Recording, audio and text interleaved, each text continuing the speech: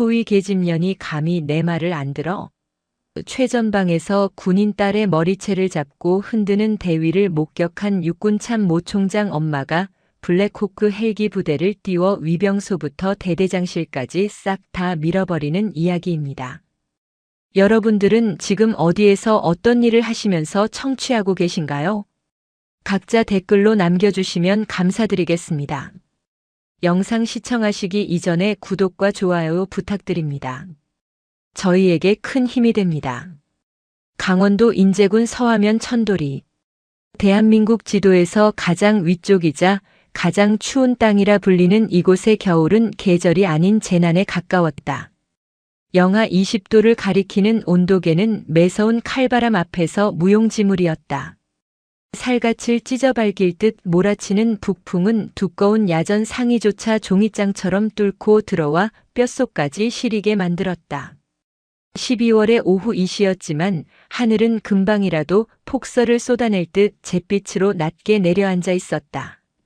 인적조차 드문 꼬불꼬불한 산악도로 위를 검은색 대형 세단 한 대가 미끄러지듯 달리고 있었다.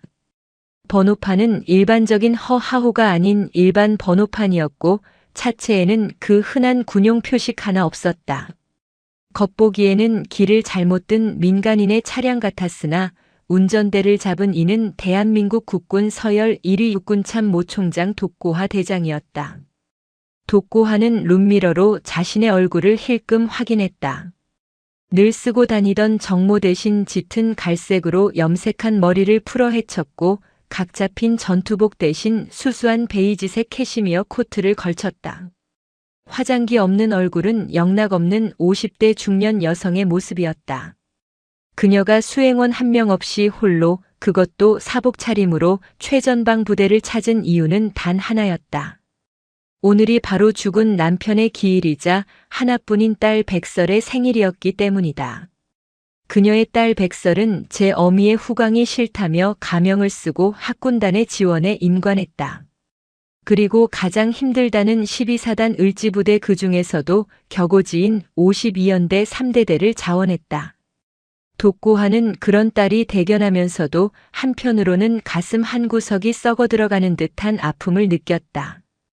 북한의 미사일 도발로 인한 비상대기 태세 때문에 딸의 임관식조차 가지 못했다. 자대 배치 후 6개월이 지나도록 얼굴 한 번 보지 못한 못난 어미였다. 차량 내비게이션이 목적지에 거의 도착했음을 알렸다. 독고하는 핸들을 꽉 쥐었다. 면회 신청도 하지 않았다. 규정상 불가능함을 누구보다 잘 알기 때문이다. 그저 위병소 멀리 차를 세워두고 망원경으로라도 근무 서는 딸의 모습을 보고 싶었다. 아니면 퇴근하는 뒷모습이라도 눈에 담고 싶어 무작정 엑셀을 밟아 이곳까지 온 것이다. 도로 끝 거대한 철책과 바리케이드가 나타났다. 제12보병사단 52연대 3대대 위병소였다. 독고하는 위병소에서 50m 정도 떨어진 갓길에 차를 세웠다. 시동을 끄지 않은 채 차 창문을 살짝 내렸다. 날카로운 냉기가 차 안으로 들이닥쳤다. 그녀의 시선이 철책 너머 연병장 구석진 곳을 향했다. 눈이 무릎까지 쌓인 그곳에 누군가 서 있었다. 독고하의 눈이 가늘어졌다. 장교 정복을 입은 남자가 바닥에 무릎 꿇은 누군가를 내려다보고 있었다. 거리가 멀었지만 독고하의 시력은 현역 특급 전사 시절 못지않게 날카로웠다. 바닥에 무릎 꿇은 군인은 체구가 작았다. 긴 머리를 망으로 감싼 여군이었다. 독고하의 심장이 철렁 내려앉았다. 그녀는 조수석에 두었던 고성능 쌍안경을 집어들었다. 렌즈 너머로 들어온 광경에 그녀는 숨을 멈췄다.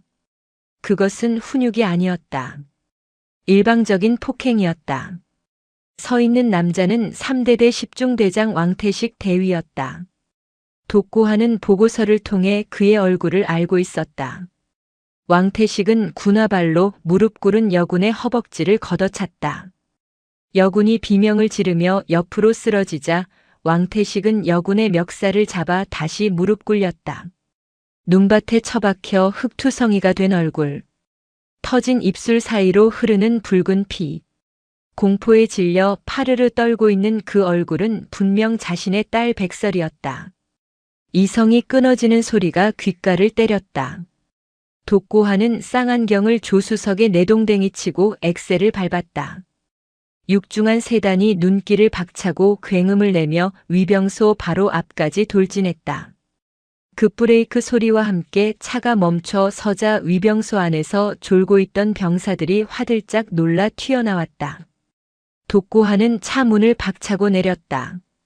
매서운 바람이 코트 자락을 휘날렸지만 추위 따위는 느껴지지 않았다. 그녀는 위병소 차단기 앞으로 성큼성큼 걸어갔다. 위병 조두칠 상병이 총을 고쳐 매며 앞을 막아섰다. 그는 독고화의 차림새를 위아래로 훑어보더니 비릿한 웃음을 흘렸다. 아줌마 여기 민간인 통제구역이야. 등산하러 왔으면 길 잘못 들었어. 차 돌려. 독고화의 눈에는 조두칠 따위는 보이지 않았다. 오직 철책 너머에서 짓밟히고 있는 딸만이 보였다. 왕태식은 이제 백설의 머리채를 잡고 흔들고 있었다. 문 열어. 당장 문 열란 말이다. 독고화의 외침은 처절했다. 하지만 조두칠은 코웃음을 쳤다. 이 아줌마가 진짜 돌았나. 여기가 어딘 줄 알고 소리를 질러 귀 먹었어. 차 돌리라고 했다. 조두칠은 총구로 독고화의 가슴팍을 밀치는 신용을 했다. 평소 같았으면 즉결 처형감인 하극상이었지만 독고화는 물러서지 않았다. 그녀는 철책을 붙잡고 소리쳤다. 야, 거기 너 당장 그 손 놓지 못해. 그제야 연병장에 있던 왕태식 대위가 고개를 돌렸다. 위병소에서 소란이 일자 그는 귀찮다는 표정으로 백설의 머리채를 잡은 채 질질 끌고 위병소 쪽으로 걸어왔다. 눈밭에 끌려오는 백설의 전투복은 찢어지고 엉망이 되어 있었다. 철책을 사이에 두고 독고화와 왕태식이 마주 섰다. 가까이서 본 딸의 얼굴은 더욱 참혹했다. 왼쪽 눈은 시퍼렇게 멍이 들었고 입가는 찢어져 피가 말라붙어 있었다. 백설은 부은 눈을 힘겹게 떠 철책 너머의 어머니를 바라보았다. 순간 백설의 눈동자가 흔들렸다. 어머니. 갈라진 목소리가 독고화의 가슴을 후벼 팠다. 왕태식은 백설이 아는 사람이라는 것을 눈치채고는 입꼬리를 비틀어 올렸다. 그는 담배를 꺼내 입에 물고는 삐딱하게 독고화를 쳐다보았다. 뭐야, 이 늙은 여자는 백소위 네 애미냐. 독고화의 손이 철책을 부서질 듯 움켜쥐었다. 자네가 중대장인가. 부하를 저 지경으로 만들고도 군인이라 할 수 있는가. 독고화는 최대한 이성을 유지하려 애썼다.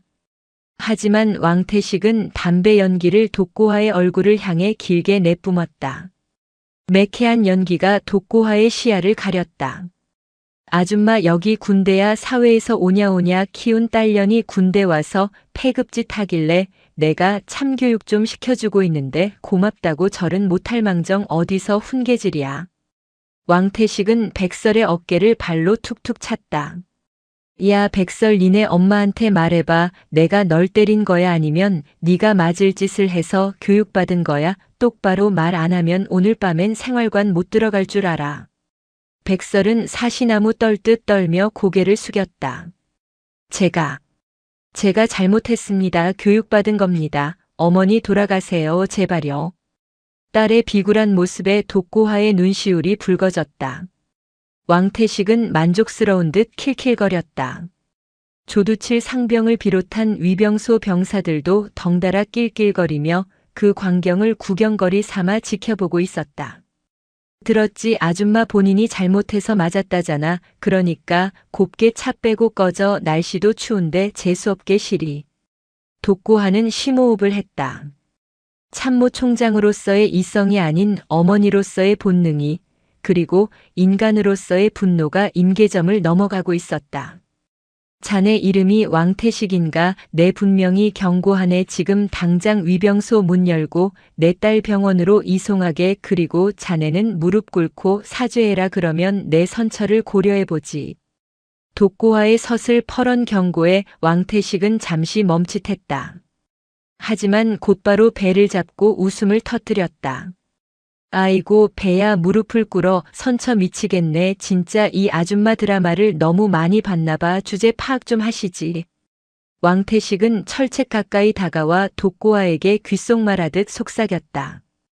아줌마 당신 딸이 왜 맞는지 진짜 몰라서 그래. 장교라는 년이 몸뚱이 굴리는 거 말고는 할 줄 아는 게 없어서 그래. 낮에는 질질 짜고 밤에는 남자 장교들 숙소 기웃거리면서 꼬리치는 게 네 딸 특기야. 그 어미의 그 딸이라더니.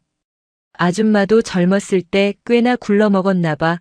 여기까지 찾아와서 행패 부리는 거 보니까 말이야. 그것은 명백한 성희롱이자 인격 모독이었다.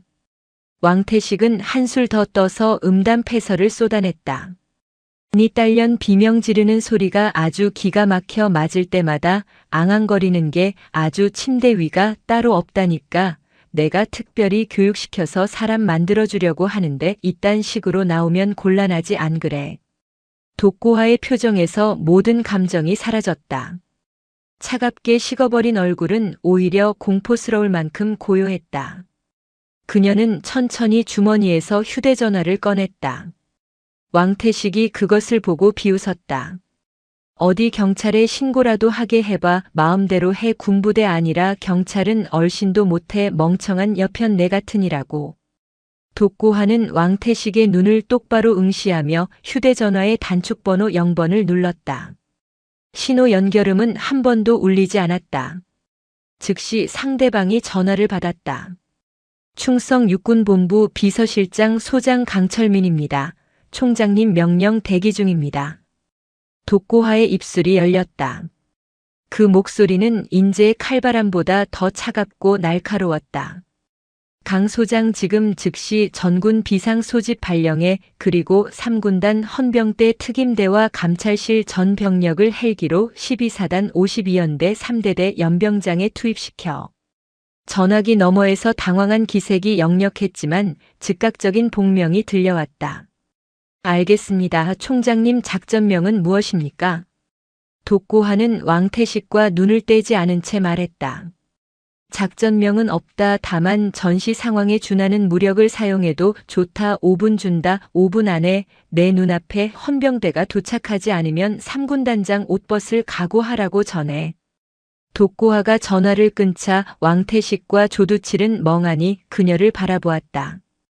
방금 들은 내용이 너무나 비현실적이라 이해가 되지 않는 듯했다. 뭐 전군 비상 헬기 참나 기가 막혀서. 아줌마 어디 아파. 정신병원을 가야지. 왜 여기 와서 쇼를 해. 왕태식은 억지 웃음을 지으며 독고하의 휴대전화를 뺏으려 손을 뻗었다. 이 전화기 내놔봐. 어디 보이스피싱 조직한테 전화했냐.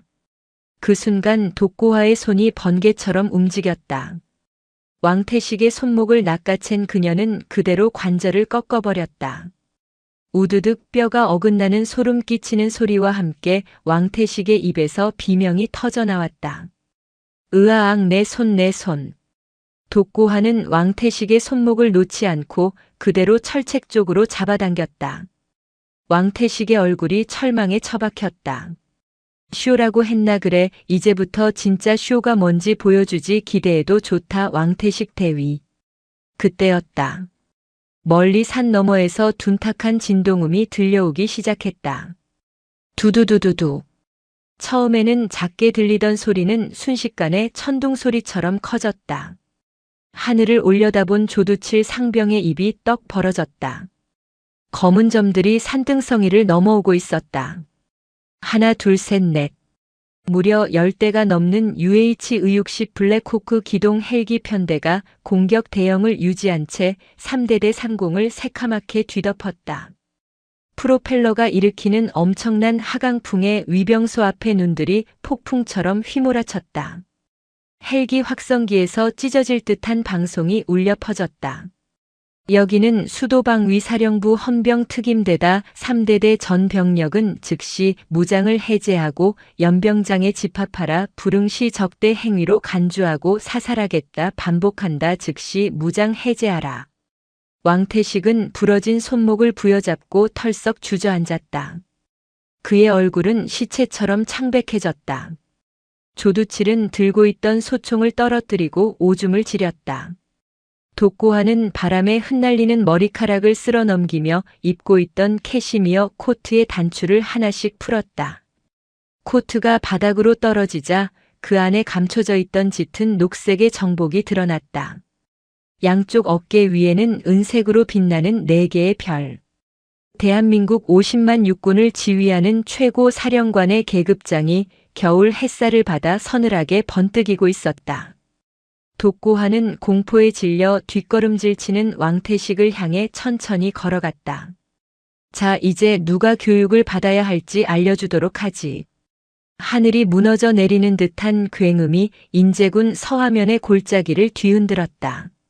3대대 연병장 상공은 거대한 헬리콥터들의 날개 소리로 가득 찼다. 수도방위 사령부 헌병 특수임무대가 탑승한 블랙호크 헬기들은 마치 먹잇감을 노리는 독수리 떼처럼 위압적으로 하강했다. 헬기가 일으키는 강력한 하강풍에 연병장에 쌓여있던 눈들이 하얀 폭풍이 되어 휘몰아쳤다. 그 거센 바람은 왕태식 대위와 조두칠 상병이 서 있는 위병소 앞까지 들이닥쳐 그들의 눈과 귀를 마비시켰다.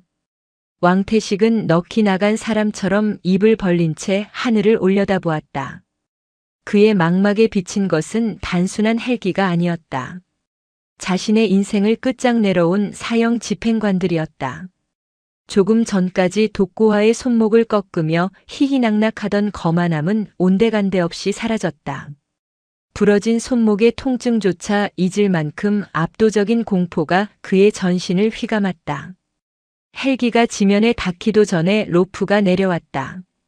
검은색 대테러복을 입고 안면 마스크로 얼굴을 가린 헌병 특수임무대원들이 밧줄을 타고 순식간에 지상으로 쏟아져 내렸다. 그들의 동작은 기계처럼 정확하고 빨랐다. 수십 명의 대원이 착지하자마자 소총을 겨누며 위병소를 포위했다. 전원 동작 그만 무기 버리고 즉시 투항하라 반항시 사살한다. 확성기에서 터져나오는 경고방송은 자비가 없었다. 조두칠 상병은 이미 다리에 힘이 풀려 주저앉은 상태였다. 바지 가랑이는 축축하게 젖어 김이 모락모락 피어오르고 있었다. 그는 살려달라는 말조차 하지 못한 채 땅바닥에 머리를 쳐박고 벌벌 떨었다.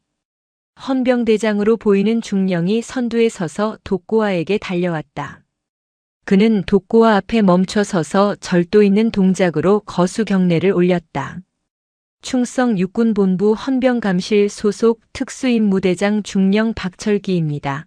총장님 명령대로 현장 장악 완료했습니다. 독고화는 흩날리는 머리카락을 쓸어 넘기지 않았다.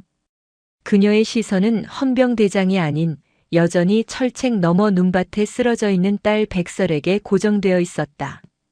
문을 부숴라. 독고화의 명령은 짧고 간결했다. 알겠습니다.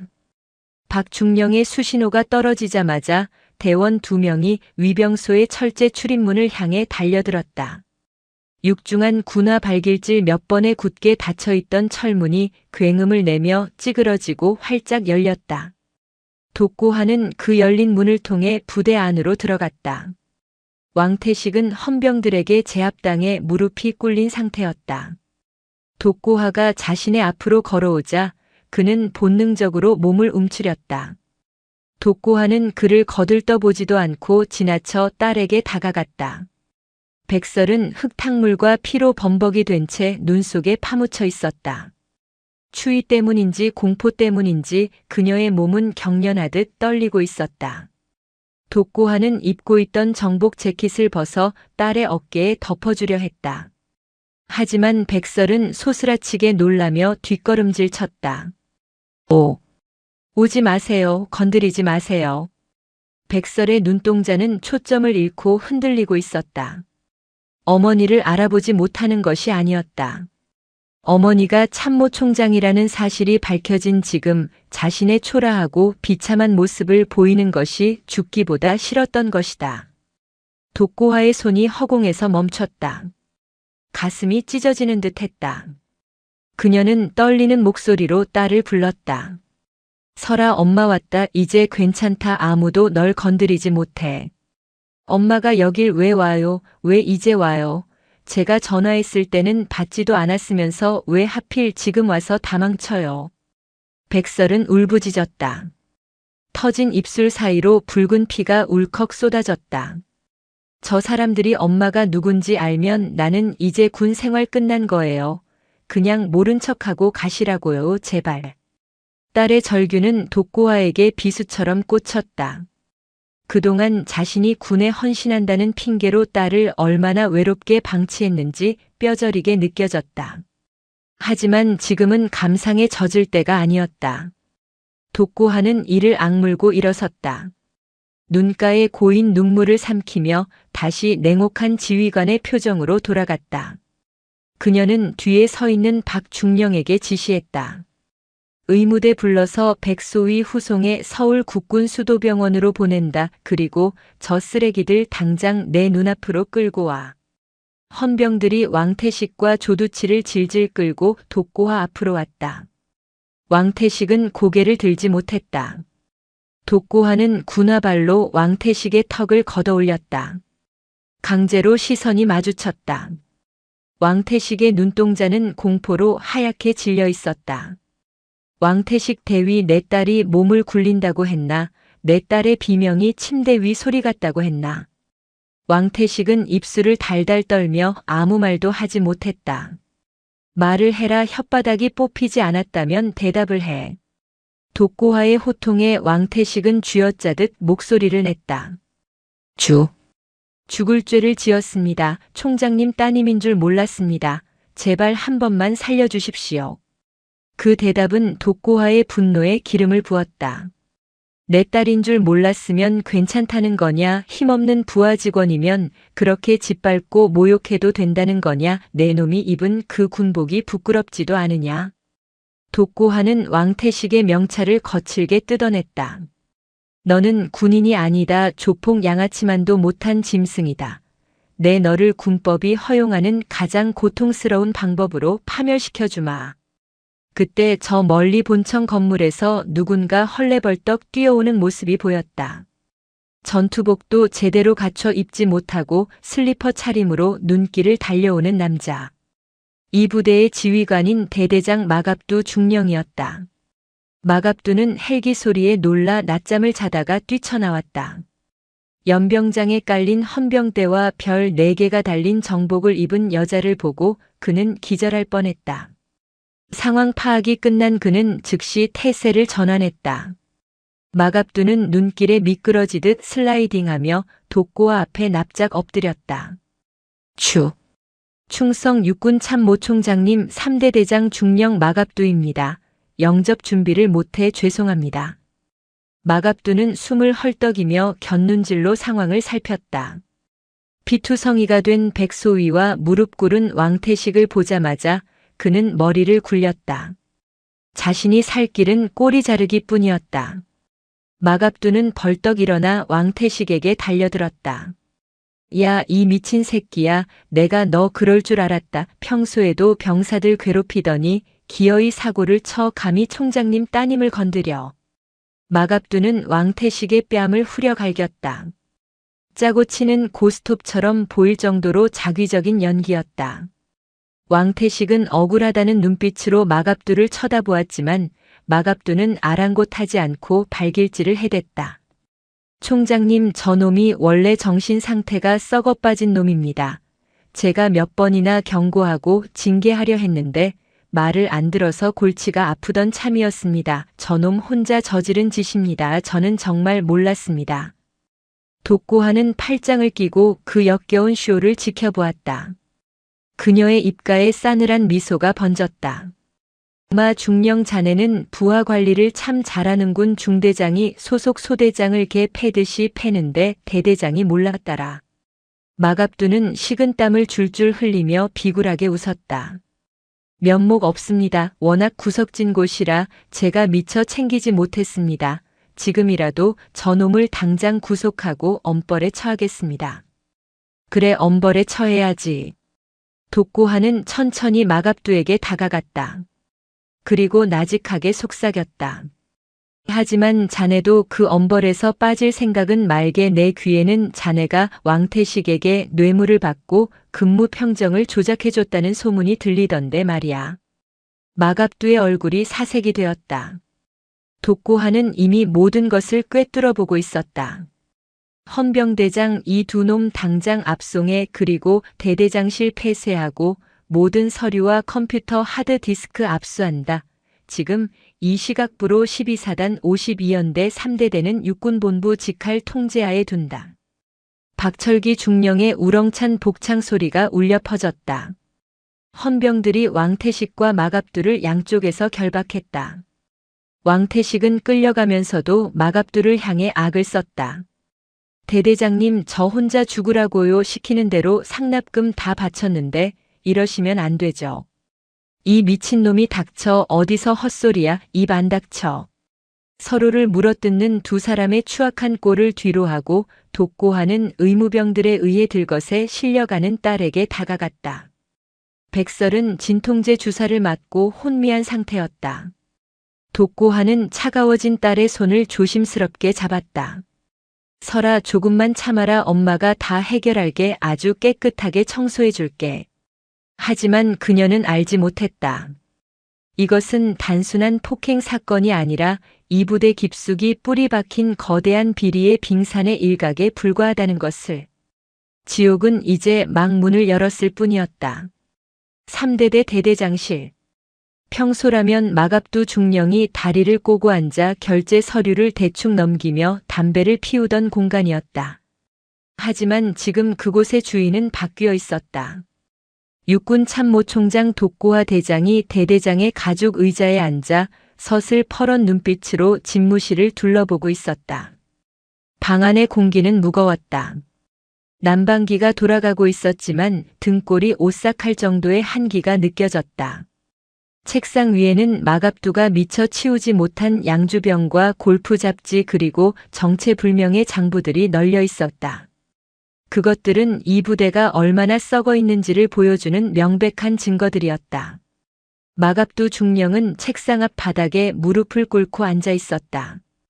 그의 양옆에는 무장 헌병이 총구를 겨누고 서 있었다. 마갑두의 이마에서는 식은땀이 비오듯 쏟아져 바닥을 적셨다. 그는 굴러가는 눈동자로 어떻게든 이 상황을 빠져나갈 구멍을 찾고 있었다. 마 중령 설명해보게. 독고하가 책상 위에 놓인 낡은 장부 하나를 집어 던지듯 마갑두 앞에 떨어뜨렸다. 이게 뭔가 부식비 청구 내역과 실제 입고 내역이 다르더군. 병사들 먹일 고기와 과일을 빼돌려 어디로 보냈나. 마갑두는 마른 침을 삼켰다. 그것은 그가 인근 식당과 결탁해 군부대 식자재를 빼돌리고 뒷돈을 챙겨온 이중 장부였다. 저것이 발각될 줄은 꿈에도 몰랐다.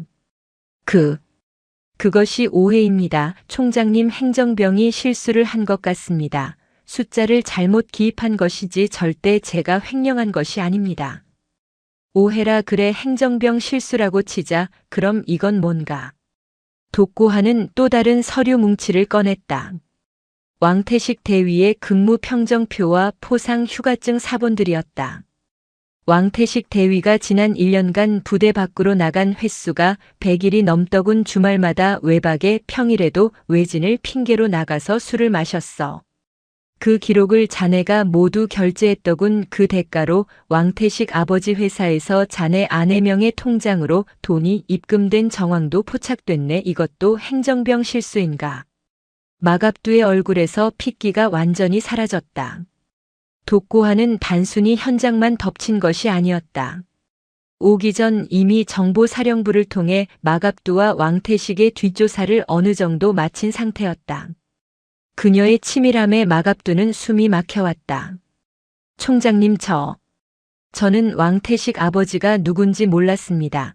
그저 부하를 아끼는 마음에 편의를 봐준 것뿐입니다. 억울합니다. 마갑두는 바닥에 머리를 찌우며 읍소했다. 하지만 독고하의 눈빛은 흔들리지 않았다. 부하를 아끼는 마음이라 내 딸 백설 소위가 왕태식에게 맞을 때는 그 아끼는 마음이 어디 갔나 자네는 알고 있었어. 십중대장이 소대장을 상습적으로 구타하고 성희롱한다는 걸 보고받고도 묵인했지. 왜냐 왕태식은 돈줄이고 백설은 아무런 배경도 없는 만만한 여군이었으니까. 독고하의 목소리가 점점 높아졌다. 자네 같은 쓰레기들이 지휘관이라며 꺼드럭거리는 동안 내 딸은 그리고 이 부대의 힘없는 병사들은 지옥을 살았어. 용서 그것은 내가 할 일이 아니다. 군사법원이 할 일이지. 독고하는 헌병에게 손짓했다. 이자를 끌고 나가 독방에 가도 그리고 변호사 접견 외에는 그 누구와도 접촉하지 못하게 해. 헌병들이 마갑두의 양팔을 잡고 일으켜 세웠다. 끌려나가던 마갑두가 갑자기 발악을 하며 소리쳤다. 이거 놔, 이거 놓으란 말이야. 내가 누군지 알아. 나 국방위 김철수 의원님 조카야. 너네 이러고도 무사할 것 같아. 총장이라고 다야 정치적으로 매장당하고 싶어. 마갑두는 마지막 발악으로 자신의 뒷배를 언급했다. 김철수 의원.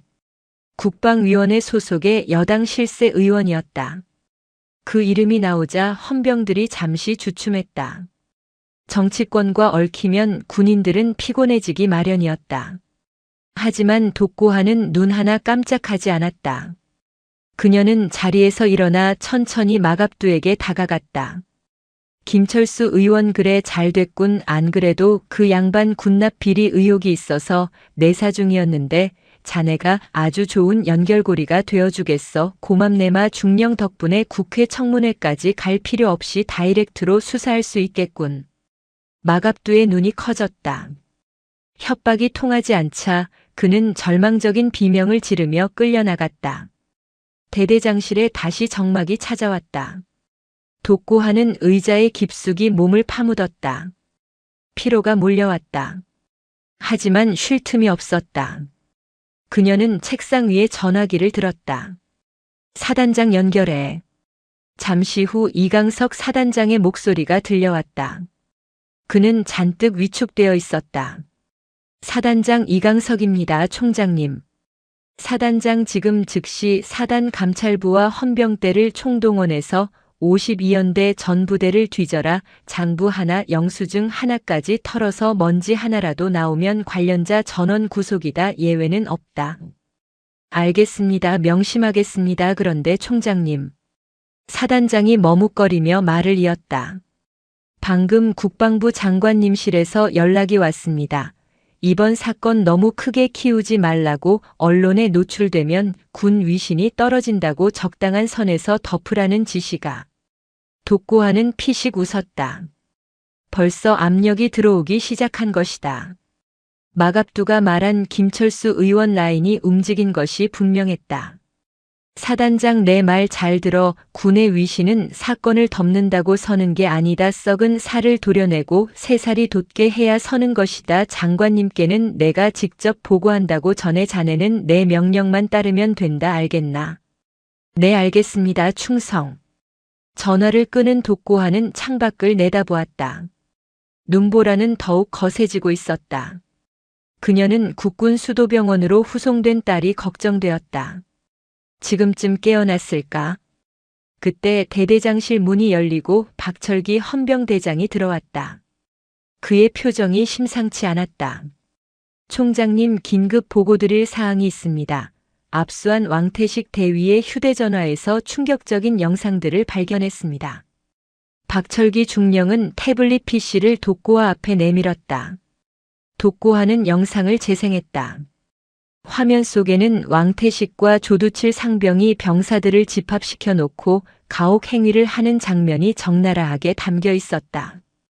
벌거벗겨진 채 춤을 추는 병사들, 서로 구타를 강요받는 병사들. 그리고 그 사이에는 백설도 있었다. 왕태식은 백설에게 술을 따르게 하고 성적인 농담을 던지며 낄낄거렸다. 백설이 거부하자 왕태식은 술병을 던지며 폭력을 휘둘렀다. 그 장면을 찍으며 낄낄거리는 조두칠의 웃음소리가 역겹게 들려왔다. 독고하의 주먹이 부들부들 떨렸다. 이것은 단순한 군 기강 회의가 아니었다. 악마들의 놀이터였다. 에이, 이게만도 못한 새끼들. 독고하는 태블릿을 내려놓으며 박중령을 보았다. 이 영상 원본 확보하고 백업해둬. 그리고 영상에 나온 피해 병사들 전부 격리해서 보호 조치의 진술서 받고 심리치료 지원해라. 가해자 놈들은 자백이고 뭐고 필요 없다. 이 영상 하나로 군사재판 최고형 구형한다. 알겠습니다. 그리고 한 가지 더 보고 드릴 것이 있습니다. 박중령이 조심스럽게 말을 이었다. 대대 행정실 구석 금고에서 이상한 USB가 발견되었습니다. 암호가 걸려 있어 아직 내용을 확인하지는 못했는데 겉면에 VIP 상납 리스트라고 적혀 있습니다. 독고하의 눈이 번쩍였다. 마갑두가 숨기려던 진짜 비밀이 그것일지도 모른다. 정보보호가 불러서 당장 암호 풀어. 그 안에 12사단을 넘어 군 전체를 뒤흔들 핵폭탄이 들어있을 수도 있다. 독고하는 직감했다. 딸이 당한 고통은 단순히 운이 나빠서가 아니었다. 썩어 빠진 시스템이 괴물을 키웠고 그 괴물이 힘없는 딸을 먹잇감으로 삼은 것이다. 이 싸움은 이제 시작일 뿐이었다. 독고하는 자리에서 일어나 정모를 썼다. 4개의 별이 그녀의 이마 위에서 결의의 찬 빛을 내뿜었다. 차 대기시켜 병원으로 간다. 딸아이 얼굴을 보고 나서 다시 지옥 사냥을 시작한다. 독고하가 대대장실을 나서는 순간 복도에 도열해 있던 3대대 병사들이 겁에 질린 눈으로 그녀를 바라보았다. 독고하는 그들의 눈을 하나하나 마주보았다. 그 눈빛 속에는 공포뿐만 아니라 제발 우리를 구원해달라는 간절한 호소가 담겨 있었다. 그녀는 마음속으로 다짐했다. 내 딸뿐만 아니라 이 아이들 모두를 위해서라도 이 썩은 판을 완전히 갈아엎겠노라고. 밖에는 여전히 눈보라가 치고 있었지만 독고와의 가슴 속에는 그보다 더 뜨거운 불길이 타오르고 있었다. 경기도 성남 국군수도병원 VIP 병동. 창밖에는 평화로운 도시의 불빛이 반짝이고 있었지만 병실 안은 숨이 막힐 듯한 적막만이 감돌고 있었다. 하얀 시트 위에 누운 백설 소위는 멍하니 천장을 바라보았다. 온몸이 욱신거렸지만 육체적 고통보다 더 괴로운 것은 참담한 심정이었다.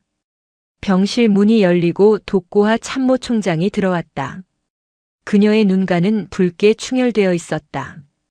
천하를 호령하던 철의 여제도 딸 앞에서는 그저 죄인인 엄마일 뿐이었다. 독고하가 침대맡에 앉아 딸의 손을 잡으려 했지만 백설은 슬그머니 손을 이불 속으로 감췄다. 몸은 좀 어떠냐? 의사 말로는 골절은 없고 타박상이 심하되 며칠 푹 쉬면 될 거다. 독고하의 목소리는 조심스러웠다. 백설은 건조하게 대답했다. 퇴원하겠습니다. 부대로 복귀하겠습니다. 독고하가 놀란 눈으로 딸을 보았다. 무슨 소리냐? 지금 그 몸으로 어딜 간다는 거야? 그리고 12사단은 안 돼. 내가 보직 변경 명령을 내릴. 거다 육군본부나 국방부 행정직으로 옮겨. 백설이 상체를 벌떡 일으켰다.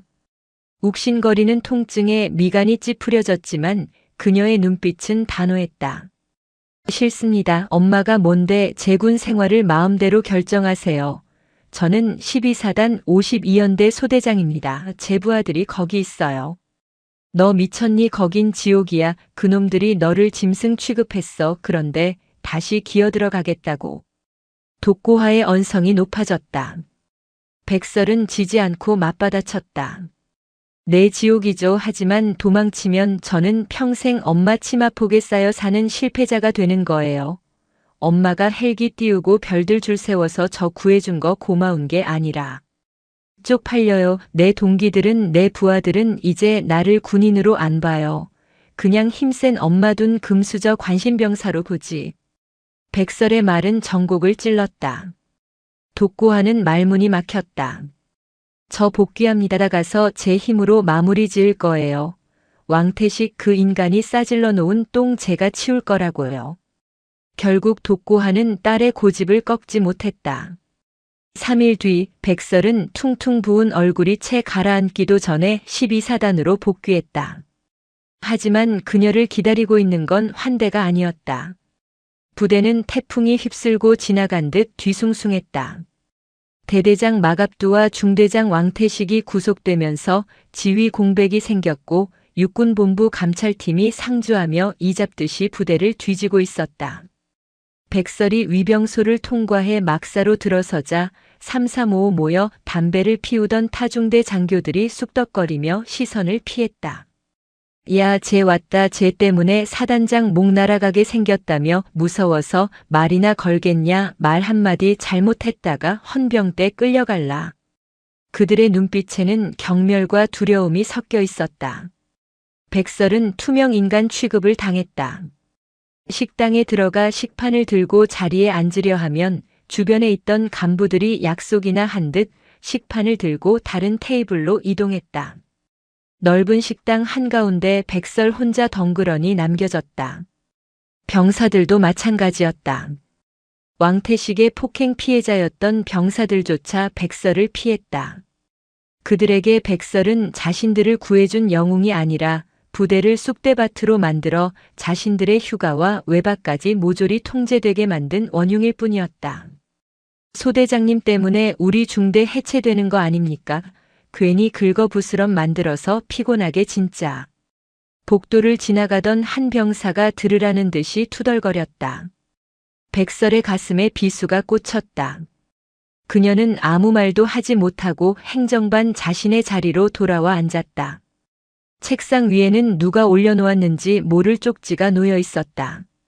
엄마 백 믿고 나대니까 좋냐. 너 때문에 우리 다 죽게 생겼다. 제발 꺼져라. 백설은 쪽지를 구겨 쓰레기통에 던졌다.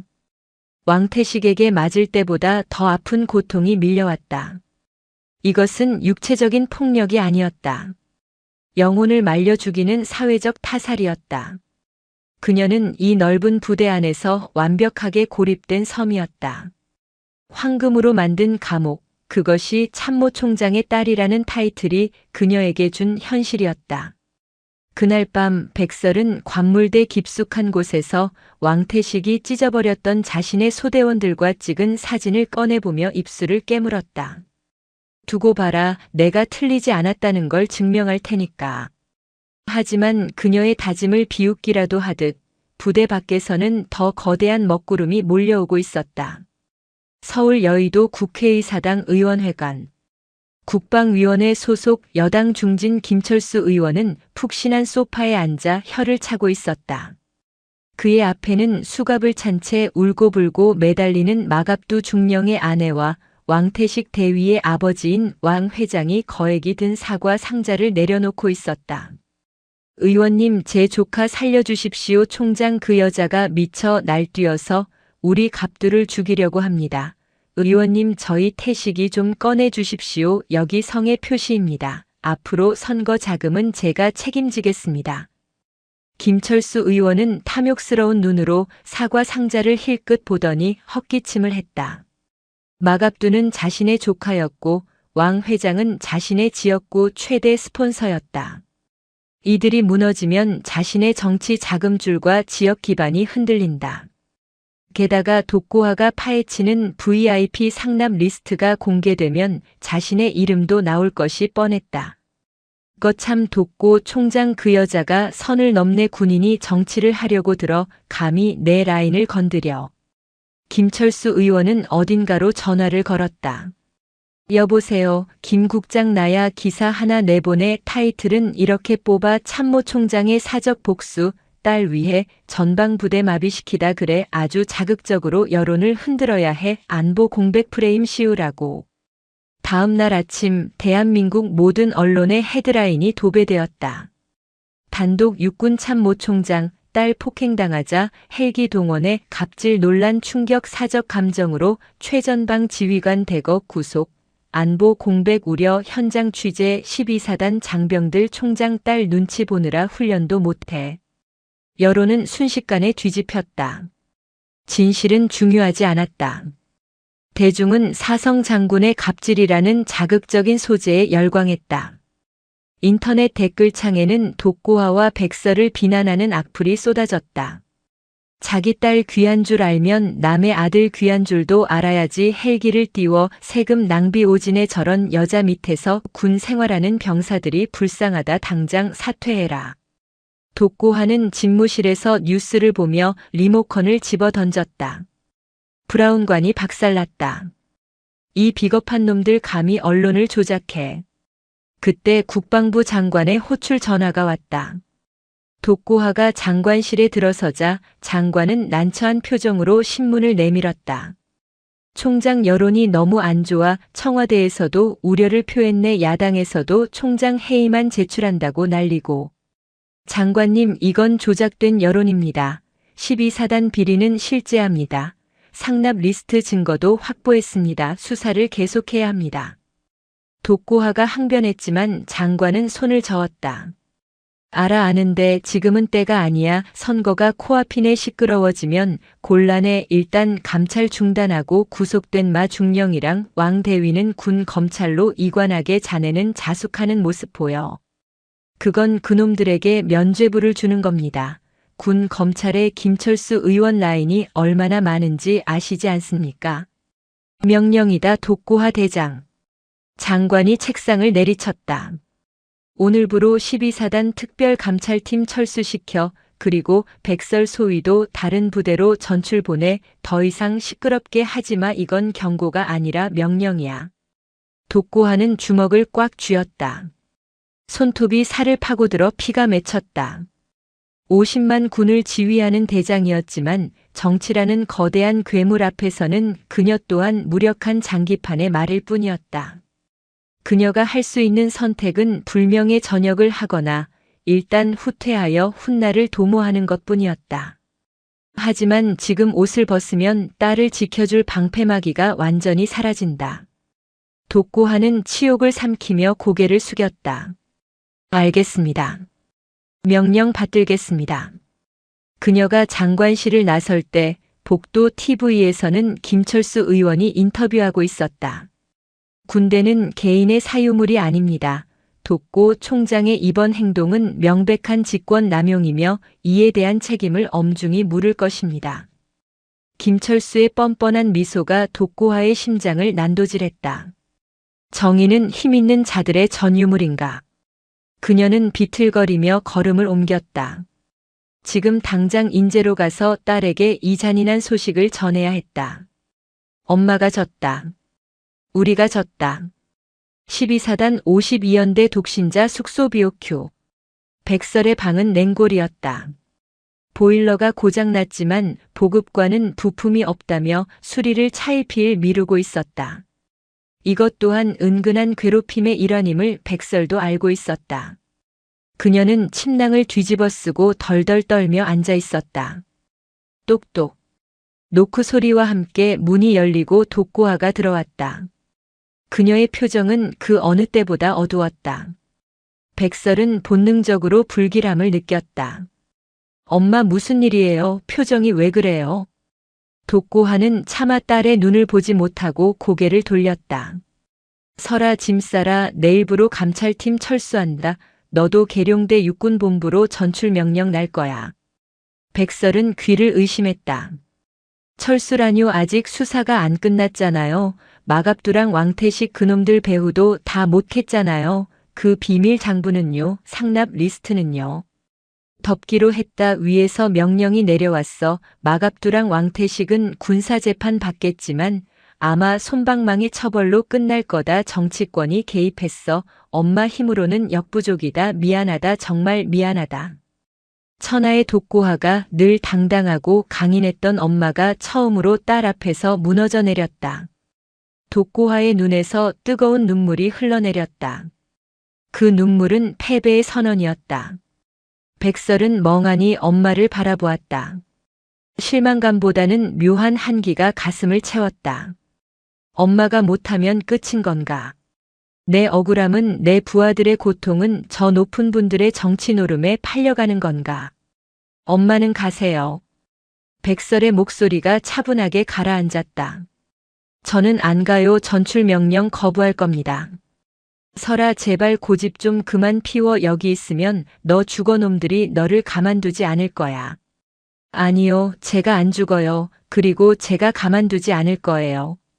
백설은 자리에서 일어났다. 그녀의 눈빛이 달라져 있었다.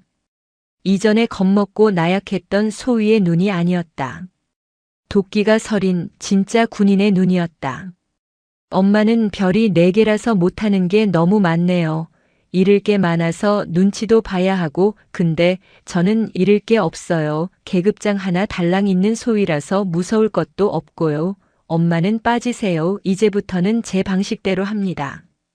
독고하는 딸의 기세에 눌려 아무 말도 하지 못했다. 백설은 엄마를 밖으로 내보내고 문을 잠갔다. 그리고 책상 앞에 앉아 스탠드를 켰다. 그녀는 기억을 더듬었다. 왕태식이 자신을 폭행할 때 술에 취해 짓거렸던 말들. 마갑두가 허둥지둥 숨기려 했던 서류들의 위치. 그리고 자신이 행정병으로 근무하던 시절 보았던 이상한 물류 흐름. 감찰팀은 서류만 뒤졌어 현장을 몰라 놈들은 서류를 조작하는데 도가 튼 놈들이야 하지만 물건은 거짓말을 안 해. 백설은 군용 지도를 꺼내 펼쳤다. 52연대 탄약고와 유류 저장소, 그리고 민간인 출입 통제 선지오피 너머에 폐쇄된 초소들. 마갑두와 왕태식은 단순히 물자를 빼돌린 게 아니었다. 그들은 군사작전 지역을 이용해 무언가를 더 크게 벌이고 있었다. 그때 창문에 작은 돌멩이가 날아와 부딪혔다. 백설이 창문을 열고 아래를 내려다보았다. 어둠 속에 누군가가 서 있었다. 후드를 깊게 눌러쓴 병사였다. 그는 왕태식에게 가장 심하게 괴롭힘을 당했던 백설이 유일하게 몰래 챙겨주었던 김일병이었다. 소대장님 접니다. 김일병의 목소리가 작게 들려왔다. 저 봤습니다. 대대장님이 구속되기 직전에 관사 뒤편 정화조에 무언가를 버리는 거류 아무한테도 말 안 했습니다. 소대장님이라면 믿을 수 있을 것 같아서요. 백설의 심장이 미친 듯이 뛰기 시작했다. 마갑두가 감찰팀이 들이닥치기 직전에 급하게 버려야만 했던 것. 그것은 분명 김철수 의원과 연결된 결정적인 스모킹 건결정적 증거일 것이다. 백설은 군복으로 갈아입었다. 전투화를 끈을 단단히 조여매고 야전 상의 주머니에 플래시를 챙겼다. 거울 속에 비친 그녀의 얼굴은 더 이상 엄마를 기다리는 어린아이가 아니었다. 스스로 전장에 뛰어드는 전사의 얼굴이었다. 기다려라 이 쓰레기들아, 니들이 덮으려고 했던 판 내가 기어이 뒤집어 엎어주마. 백설은 어둠 속으로 몸을 던졌다. 반격의 서막이 올랐다. 별들이 사라진 밤 가장 낮은 곳에서 가장 치열한 전투가 시작되고 있었다. 인제의 밤은 칠흑보다 어두웠다. 달빛조차 구름에 가려진 시각 새벽 2시. 12사단 52연대 관사 뒤편 수풀 속에서 거친 숨소리가 들려왔다. 백설 소위와 김일병은 꽁꽁 얼어붙은 땅을 포복으로 기어 이동하고 있었다. 목적지는 대대장 마갑두가 체포 직전 무언가를 유기했던 정화조였다. 악취가 코를 찔렀다. 영하 20도의 강추위 탓에 겉면은 살얼음이 껴 있었지만 그 아래는 부대 전체에서 배출된 오물이 가득 차 있었다. 백설은 망설이지 않고 정화조 덮개를 열었다. 훅 끼쳐오는 지독한 암모니아 가스 냄새에 헛구역질이 올라왔으나 그녀는 입술을 깨물어 참아냈다. 소대장님 정말 들어가시려고요. 장비도 없는데 위험합니다. 김일병이 걱정스런 목소리로 만류했다. 하지만 백설은 이미 결심을 굳힌 상태였다. 장비 챙길 시간 없어. 놈들이 냄새를 맡고 다시 돌아올 거야. 내가 들어갈 테니 너는 망을 봐. 인기척이 들리면 즉시 신호해. 백설은 야전상의 소매를 걷어붙이고 정화조 안으로 몸을 집어넣었다. 차갑고 끈적한 오물이 허리춤까지 차올랐다. 살이 썩어 들어가는 듯한 냉기와 악취가 동시에 그녀를 공격했다. 백설은 켜지 않은 플래시를 입에 물고 더듬거리며 바닥을 훑었다. 손끝에 닿는 이질적인 감촉들. 쓰레기 덩어리들 사이에서 마갑두가 버린 그것을 찾아내야 했다. 시간이 흐를수록 체온이 급격히 떨어졌다. 다리의 감각이 사라져갔다. 포기하고 싶은 생각이 들 때마다 백설은 왕태식에게 짓밟히던 순간을, 그리고 어머니가 권력 앞에 무릎 꿇어야 했던 치욕스러운 순간을 떠올렸다. 찾아야 해, 반드시 찾아야 해. 그때 손끝에 딱딱하고 묵직한 물체가 걸렸다. 백설은 숨을 멈추고 그것을 잡아당겼다. 두꺼운 비닐로 칭칭 감겨있는 네모난 물건이었다. 그녀는 재빨리 그것을 품에 안고 정화조 밖으로 기어나왔다. 찾았습니다, 소대장님. 김일병이 다급하게 손을 뻗어 백설을 끌어올렸다. 백설은 온몸이 오물범벅이 된 채 가쁜 숨을 몰아쉬었다.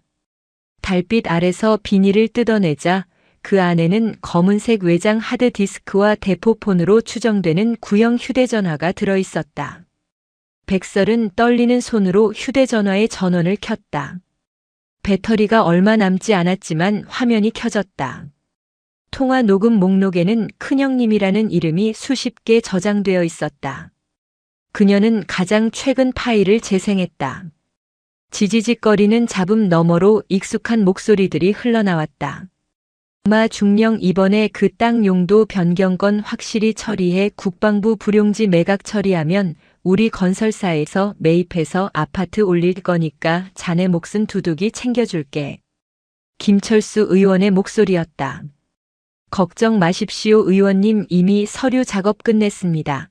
그리고 이번에 빼돌린 유류 대금은 선거 자금 계좌로 세탁해서 보냈습니다. 이것은 마갑두의 목소리였다. 백설의 심장이 터질 듯이 뛰었다. 이것이었다.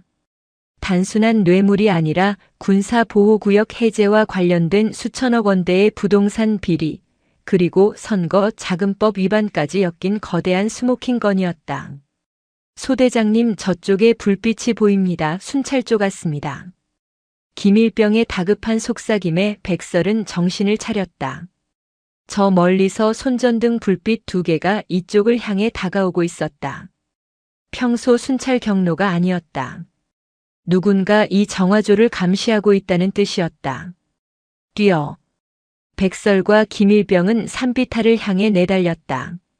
얼어붙은 눈길에 미끄러지고 넘어졌지만 멈출 수 없었다.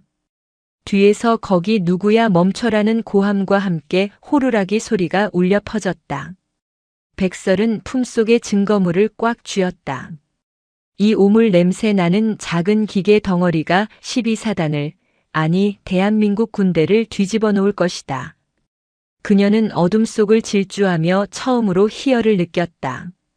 사냥감이 사냥꾼의 목덜미를 물어뜯을 준비를 마친 것이다. 증거를 확보한 백설은 김일병을 먼저 내무반으로 돌려보내고 자신은 아무도 사용하지 않는 구형 보일러실로 숨어들었다. 몸에서 나는 악취를 없애기 위해 찬물로 대충 씻어내고 젖은 군복을 말릴 새도 없이 전투복을 다시 갖춰 입었다. 날이 밝았다. 부대의 분위기는 살벌했다. 마갑두의 후임으로 온 대대장 대리는 김철수 의원 라인의 사람이었다. 그는 아침 점호 시간에 전 장병을 연병장에 집합시켰다. 어젯밤 영내에 거동 수상자가 침입했다는 보고가 있다. 즉시 생활관과 간부 숙소를 수색한다. 개인 물품함 관물대 전부 개방해. 명분은 거동 수상자 수색이었지만 실상은 사라진 증거물을 찾기 위한 토끼몰이였다. 헌병 완장을 찬 병사들이 막사 안을 이잡듯이 뒤지기 시작했다. 백설은 외장 하드와 휴대전화를 방수팩에 넣어 자신의 전투와 깔창 밑에 숨겼다. 등잔 밑이 어두운 법이었다. 수색은 백설의 숙소인 독신자 간부 숙소 BOQ에 집중되었다. 헌병들은 백설의 방을 말 그대로 난장판으로 만들었다. 침대 매트리스를 찢고 천장 텍스를 뜯어냈다. 백설은 팔짱을 낀 채 그 광경을 차갑게 지켜보았다. 뭘 찾으십니까가 대대장님 도둑이라도 들었습니까? 백설의 도발적인 질문에 대대장 대리는 눈썹을 꿈틀거렸다. 백소위 자네 어젯밤 어디 있었나? 알리바이가 불분명하던데. 계속 방에서 잤습니다. 불침번 근무자에게 확인해 보십시오. 물론 거짓말이었다. 하지만 불침번 근무자는 백설이 미리 포섭해둔 왕따 병사였다. 왕태식에게 괴롭힘 당하던 그 병사는 백설을 위해 기꺼이 거짓 증언을 해주었다. 부대 내에서 투명 인간 취급받던 소외된 병사들이 백설의 가장 강력한 우군이 되어주고 있었다. 그들은 백설이 자신들의 복수를 대신 해주고 있다는 것을 본능적으로 알고 있었다. 대대장 대리는 심증은 있지만 물증이 없어 분통을 터뜨리며 돌아갔다. 하지만 이것은 시간 벌기에 불과했다. 그들은 곧 백설을 독방에 가두거나 강제 전출시켜 몸수색을 할 것이 분명했다. 백설은 결단을 내려야 했다. 이 증거를 부대 밖으로 내보내야 한다. 하지만 인터넷망은 감청되고 있었고 우편물 검열도 강화되었다. 위병소는 철통같이 봉쇄되어 나가는 모든 차량을 검색하고 있었다.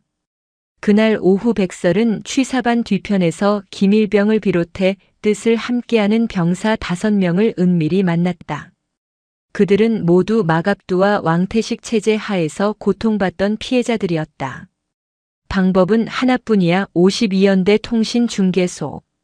백설은 산 정상에 있는 중개소를 가리켰다.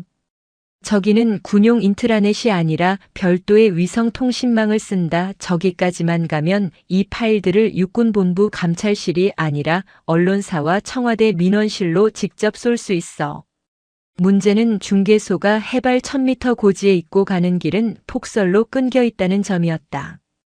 게다가 중개소는 통신보안구역이라 접근 권한이 없는 사람이 가면 즉결 사살될 수도 있는 곳이었다.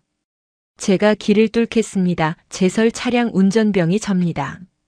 한 병사가 손을 들었다. 제가 통신실 암호를 압니다. 당직 설 때 어깨 너머로 봐뒀습니다. 통신병도 나섰다. 백설은 가슴이 뭉클해지는 것을 느꼈다. 어머니의 별이 지켜주지 못했던 이들이 스스로를 지키기 위해 뭉치고 있었다. 좋아, 오늘 밤 22시 야간 전술 훈련을 핑계로 이동한다. 내가 선두에 선다 걸리면 내가 다 책임진다. 너희는 내 뒤만 따라와. 그 시각 대대장실에서는 대대장 대리가 김철수 의원과 통화하고 있었다. 네, 의원님, 백소위가 확실합니다. 냄새가 납니다. 오늘 밤에 조용히 처리하겠습니다. 사고사로 위장하면 그만입니다. 눈길에 미끄러져 추락했다고 보고하면 됩니다. 전화기 너머에서 김철수의 비릿한 웃음소리가 들렸다. 막사 안에는 보이지 않는 살기가 감돌았다. 늑대들이 이빨을 드러내고 있었다. 밤 10시. 눈보라는 더욱 거세져 한치 앞을 분간할 수 없었다. 백설과 5명의 병사는 완전 군장을 하고 막사를 빠져나왔다. 제설 차량 운전병이 트럭에 시동을 걸어 시선을 끄는 사이 백설과 나머지 인원은 산악 코스로 진입했다. 허벅지까지 쌓인 눈을 헤치며 산을 오르는 것은 고문이나 다름없었다. 숨이 턱까지 차오르고 폐가 얼어붙는 것 같았다. 하지만 백설은 멈추지 않았다. 자신의 전투와 밑창에 깔려있는 그 작은 칩 하나에 50만 장병의 명예가 달려 있었다. 중턱쯤 올랐을 때 뒤따라오던 김일병이 비명을 지르며 쓰러졌다. 발을 헛디뎌 발목이 꺾인 것이다. 소대장님, 저를 버리고 가십시오. 저는 틀렸습니다. 집만 됩니다. 닥쳐, 우리는 아무도 버리지 않아. 백설은 김일병을 일으켜 세워 자신의 어깨에 부축했다. 작은 체구의 여군이 건장한 남성 병사를 부축하고 눈길을 오르는 모습은 처절했다. 나머지 병사들도 서로를 밀어주고 당겨주며 필사적으로 전진했다. 그때 아래쪽에서 서치라이트 불빛이 번뜩였다. 대대장 대리가 보낸 추격조였다. 그들은 군견까지 대동하고 있었다. 개 짖는 소리가 눈보라를 뚫고 가까워지고 있었다. 더 빨리 움직여 잡히면 죽는다. 백설은 이를 악물었다. 통신중개소가 있는 고지까지는 앞으로 500m. 하지만 그 500m가 까마득하게 느껴졌다. 추격조가 발포를 시작했다. 탕탕. 공포탄이 아니었다. 실탄이었다. 총알이 백설의 머리 위 나뭇가지를 스치고 지나갔다.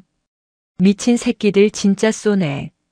백설은 병사들을 바위 뒤로 숨게 했다. 그녀는 품에서 신호탄 발사기를 꺼냈다. 너희는 우회해서 중개소 뒷문으로 가라. 내가 유인하겠다. 안 됩니다. 소대장님 위험합니다. 명령이다. 가서 통신망 열어놔. 내가 5분 안에 합류 못하면 너희끼리라도 전송해. 백설은 대답을 기다리지 않고 반대 방향으로 뛰쳐나갔다. 그리고 허공을 향해 신호탄을 쏘아 올렸다. 붉은 섬광이 밤하늘을 갈랐다. 추격조의 시선이 백설에게 쏠렸다. 저겠다. 잡아. 백설은 눈 덮인 비탈길을 미친 듯이 질주했다. 총알이 발치에 박혔다. 숨이 끊어질 것 같았지만 그녀는 멈추지 않았다. 그녀가 시간을 버는 사이 병사들은 무사히 중개소에 도착해야 했다. 막다른 절벽 끝에 다다랐을 때 추격조가 백설을 포위했다. 선두에는 대대장 대리가 씩씩거리며 서 있었다. 독한 년 결국 쥐새끼처럼 도망치다가 여기서 죽는구나. 그 물건 내놔. 백설은 절벽을 등지고 섰다. 그녀의 입가에 피 섞인 미소가 번졌다. 대대장님 그거 아십니까? 요즘 통신 기술이 참 좋아졌습니다. 그 순간 중개소 쪽 철탑에서 붉은색 항공 장애등이 깜빡거리기 시작했다. 전송이 시작되었다는 신호였다. 백설의 병사들이 해낸 것이다. 무슨 짓을 한 거야? 대대장 대리의 얼굴이 사색이 되었다. 백설은 주머니에서 또 다른 휴대전화를 꺼냈다. 그것은 어머니 독고하가 만약을 대비해줬던 위성 전화기였다. 그녀는 통화 버튼을 눌렀다. 엄마 지금 확인해. 내 선물이야. 서울의 육군 참모총장 공관. 잠들지 못하고 있던 독고하의 개인 태블릿 PC로 대용량 파일이 전송되었다. 파일을 열어본 독고하의 눈이 커졌다. 마갑두의 비리 장부 김철수의 육성 녹음 그리고 12사단 부조리 영상 원본까지. 그것은 핵폭탄이었다. 정치권을 쑥대밭으로 만들고 군을 개혁할 수 있는 가장 강력한 무기였다. 독고하는 자리에서 벌떡 일어났다. 그녀의 눈에 다시 생기가 돌았다. 아니 그 어느 때보다 무시무시한 살기가 피어올랐다. 비서실장 깨워 그리고 헌병대 전 병력 출동 대기시켜. 이번엔 헬기 정도가 아니야. 장갑차 밀고 들어간다. 전화기 너머로 백설의 목소리가 들려왔다. 엄마 이제 눈치 보지 말고 다 쓸어버려요. 나도 여기서 끝까지 버틸 테니까. 백설은 전화를 끊고 대대장 대리를 노려보았다. 들었지? 이제 니들은 다 끝났어. 눈보라치는 절벽 끝. 백설은 더 이상 떨고 있지 않았다. 그녀는 당당하게 서서 다가올 승리를 그리고 정의의 심판을 기다리고 있었다. 그날 밤 인제의 하늘에는 별 대신 붉은 신호탄의 잔상이 오래도록 남아 있었다. 강원도 인제의 밤하늘을 가른 붉은 신호탄의 잔상이 채 사라지기도 전이었다. 절벽 끝에 몰린 백설 소위를 포위한 대대장 대리와 추격조의 눈에 당혹감이 서렸다. 백설의 뒤로 까마득한 낭떠러지가 입을 벌리고 있었지만 그녀의 눈빛은 사냥감이 아닌 승리자의 그것이었다. 이 미친년이 진짜 다 넘겼어. 대대장 대리가 휴대전화를 확인하며 비명을 질렀다. 육군본부 서버에 접속 기록이 떴다는 알람이 울린 것이다. 그는 이성을 잃고 품에서 권총을 꺼내들었다. 죽어 어차피 내 인생 망친 거 너랑 같이 죽을란다. 대대장 대리가 백설을 향해 총구를 겨누었다. 백설은 눈을 감지 않았다. 똑바로 그를 노려보며 다가올 운명을 마주했다. 그 순간이었다. 지축을 울리는 굉음이 산 아래에서부터 들려왔다. 그것은 헬기의 프로펠러 소리가 아니었다.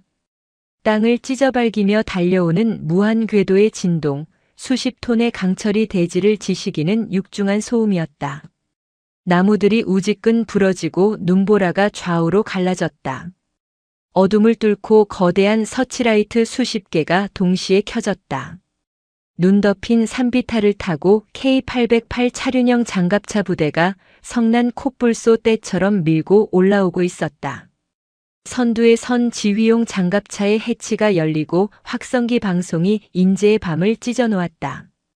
여기는 육군 참모총장이다. 현 시간부로 52연대 작전구역 내 모든 무력을 내가 통제한다. 즉시 무기를 버리고 투항하라. 불응시적의 도발로 간주하고 조준 사격하겠다. 독고하의 목소리였다. 그것은 경고가 아니라 선전포고였다. 대대장 대리의 손이 사시나무 떨듯 떨렸다. 장갑차 위에 거치된 K6 중기관총의 총구가 정확히 자신의 미간을 겨누고 있었다. 그 뒤로는 완전 무장한 수도기계화 보병사단 소속 최정예 강습 대대원들이 장갑차에서 쏟아져 나와 산을 포위했다. 총장님이 미쳤어. 장갑차를 끌고 오다니. 추격조 병사들은 얼어붙은 채 소총을 바닥에 떨어뜨렸다. 대대장 대리는 멍하니 서 있다가 털썩 무릎을 꿇었다. 권총이 눈밭에 파묻혔다. 지휘 장갑차가 백설 앞까지 올라와 멈췄다. 독고하가 직접 차에서 뛰어내렸다. 그녀는 방탄조끼 위에 전투복을 입고 철모를 쓴 완벽한 야전 사령관의 모습이었다. 독고하는 딸에게 달려가려다 멈칫했다. 백설의 모습이 너무나 처참했기 때문이다. 찢어진 전투복, 피 맺힌 얼굴, 하지만 두 눈만은 형형하게 빛나고 있었다. 백설은 비틀거리며 어머니를 향해 거수 경례를 올렸다. 충성 소위 백설 작전 완료했습니다. 증거물 확보하여 전송 마쳤습니다. 독고하는 참았던 숨을 토해내며 딸을 와락 끌어안았다. 고생했다. 정말 고생했다. 내 새끼. 독고하의 따뜻한 체온이 전해지자 백설의 긴장이 탁 풀리며 다리가 휘청거렸다. 독고하는 딸을 부축해 의무병에게 인계하고 무릎 꿇고 있는 대대장 대리에게 걸어갔다. 내 딸을 사고사로 위장하려고 했나. 눈길에 미끄러져 추락했다고 보고하려고 했지. 독고하는 대대장 대리의 멱살을 잡아 일으켰다. 내 놈이 갈 곳은 추락할 절벽이 아니라 지하 감옥이다. 내가 믿던 김철수 의원 그 양반도 지금쯤 내 전화를 받지 않을 거다. 왜냐하면 내가 여기 오기 전에 이미 국회로 헌병대를 보냈거든. 대대장 대리의 눈동자가 절망으로 탁해졌다. 독고하는 그를 내팽개치고 뒤따라온 헌병대장에게 손짓했다. 이놈들 전원 긴급 체포해. 그리고 통신중개소에 있는 우리 병사들 영웅 대우로 모셔와라. 털끝 하나라도 다치게 하면 용서 안 한다. 그날 밤 12사단 52연대는 해체 수순에 가까운 대숙청을 맞이했다. 마갑두와 왕태식의 잔당들은 쥐새끼 한 마리 빠져나가지 못하고 모조리 체포되었다. 백설이 확보한 증거 덕분에 그 어떤 변명도 통하지 않았다. 눈보라치는 인제의 밤은 악인들에게는 지옥의 입구였지만 백설과 피해 병사들에게는 긴 겨울이 끝나고 봄이 오는 신호탄이었다. 일주일 뒤 서울 용산구 국방부 고등군사법원. 대한민국 건국 이래 최대 규모의 군납 비리 및 가혹 행위 사건에 대한 재판이 열렸다. 법정 앞은 취재진과 시위대로 인산인해를 이루었다. 백설이 목숨 걸고 전송한 파일들은 언론을 통해 낱낱이 공개되었고 국민들의 분노는 하늘을 찔렀다. 법정 안 피고인석에는 수의를 입은 마갑두, 왕태식, 대대장 대리, 그리고 뇌물수수 혐의로 체포된 김철수 의원까지 줄지어 앉아 있었다. 그들의 거만했던 모습은 온데간데 없고 초췌하고 비굴한 몰골만이 남아 있었다. 검찰관이 공소장을 낭독하는 동안 왕태식은 고개를 숙인 채 흐느꼈다. 저는 시키는 대로 했을 뿐입니다. 아버지가 시켰고 대대장님이 시켰습니다. 그의 비겁한 변명에 방청석에 앉아있던 피해 병사들의 가족들이 야유를 퍼부었다.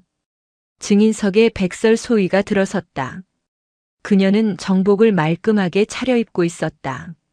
얼굴의 상처는 아직 아물지 않았지만 그 상처가 오히려 그녀의 훈장처럼 보였다. 변호인단은 백서를 흠집 내기 위해 집요하게 파고들었다. 증인은 참모총장의 딸이라는 지위를 이용해 부대 내에서 위화감을 조성한 적이 없습니까? 이번 사건도 개인적인 감정으로 부대를 와해시킨 것 아닙니까? 김철수 의원이 고용한 호화 변호인단의 공격에도 백설은 눈 하나 깜짝하지 않았다. 그녀는 마이크를 잡고 또렷하게 말했다. 저는 참모총장의 딸로서 이 자리에 선 것이 아닙니다. 대한민국 육군 소위로서 그리고 제 부하들을 지켜야 할 소대장으로서 섰습니다. 제가 겪은 폭력은 빙산의 일각이었습니다. 저들은 병사들의 식판에 담길 고기를 팔아 자기 배를 채웠고 나라를 지키는 병사들을 노예처럼 부렸습니다. 이것이 개인적 감정입니까? 이것이 군대입니까? 백설의 일갈에 법정안이 숙연해졌다. 변호인은 말문이 막혀 헛기침만 했다. 이어 결정적인 증거인 마갑두의 비밀 녹취록이 재생되었다. 군인들 그거 다 소모품이야. 대충 먹이고 굴리다가 집에 보내면 그만이지. 사고 나면 돈으로 막고 김 의원님 선거 자금이나 잘 챙겨. 마갑두의 육성이 법정에 울려 퍼지자 마갑두는 귀를 막고 비명을 질렀다. 김철수 의원은 얼굴이 불그락푸르락해지며 고래고래 소리를 질렀다. 이건 조작이야. 함정수사라고. 내가 누군지 알아. 나 국회의원이야. 하지만 판사의 표정은 냉담했다. 이미 여론은 김철수의 정치 생명을 끝장낸 상태였다. 판사는 판결문을 읽어내려갔다. 피고인들은 국가 안보를 담보로 사리사욕을 채우고 신성한 국방의 의무를 수행하는 장병들의 인권을 유린했다. 이는 용서받을 수 없는 중죄다. 판결은 가혹하리만큼 단호했다. 마갑두 징역 20년, 왕태식 징역 15년 및 파면, 김철수 징역 12년 및 추징금 500억 원, 그 외 가담자 전원 실형. 법정 안에서 환호성이 터져나왔다. 억울하게 당했던 병사들이 서로 얼싸안고 눈물을 흘렸다. 왕태식은 바닥에 주저앉아 오줌을 지리며 끌려나갔고 마갑두는 실신하여 들것에 실려나갔다.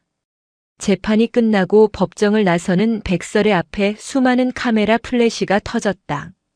하지만 그녀는 인터뷰를 거절하고 조용히 대기하고 있던 검은 세단에 올랐다. 차 안에는 독고하가 기다리고 있었다. 잘했다. 정말 잘했다. 독고하는 딸의 손을 꼭 잡았다. 백설은 차창 밖으로 보이는 파란 하늘을 올려다보았다. 긴 겨울이 끝나고 있었다. 1년 후 강원도 인제군 서하면. 지옥이라 불렸던 12사단 52연대에도 봄이 왔다. 연병장 구석에 쌓여있던 눈은 모두 녹아내렸고 그 자리에는 이름 모를 들꽃들이 피어났다. 부대의 풍경은 완전히 바뀌어 있었다. 병사들의 표정은 밝았다. 식당에서는 질 좋은 고기와 신선한 과일이 배식되었고 생활관에는 최신식 냉난방 시설이 설치되었다. 폭언과 구타가 사라진 자리에는 서로를 존중하는 전우회가 싹텄다. 연병장 단상 위에서 취임식이 열리고 있었다. 독고하 대장의 전역식과 동시에 새로운 지휘관의 취임식이었다. 독고하는 이번 사건을 마무리하고 군 개혁을 완수한 뒤 스스로 용퇴를 결정했다. 박수 칠 때 떠나는 아름다운 뒷모습이었다. 독고하는 단상에 서서 병사들을 둘러보았다. 그리고 맨 앞줄에 서 있는 한장교에게 시선을 고정했다. 어깨에 반짝이는 다이아몬드 2개. 중위로 진급한 백설이었다. 그녀는 이제 52연대 최고의 지휘관으로 인정받고 있었다. 철의 장미라는 별명으로 불리며 병사들에게는 따뜻한 누나 같고 적에게는 저승사자 같은 존재가 되어 있었다. 본관은 오늘부로 군복을 벗는다 하지만 나는 걱정하지 않는다. 여기 있는 여러분과 같은 훌륭한 군인들이 이 나라를 지키고 있음을 확인했기 때문이다. 독고하의 퇴임사가 끝나자 우레와 같은 박수가 쏟아졌다. 행사가 모두 끝나고 인파가 흩어질 무렵 관사 앞 벤치에서 독고하와 백설이 마주 앉았다. 이제는 총장과 소위가 아닌 예비역과 현역, 그리고 엄마와 딸로 마주한 시간이었다.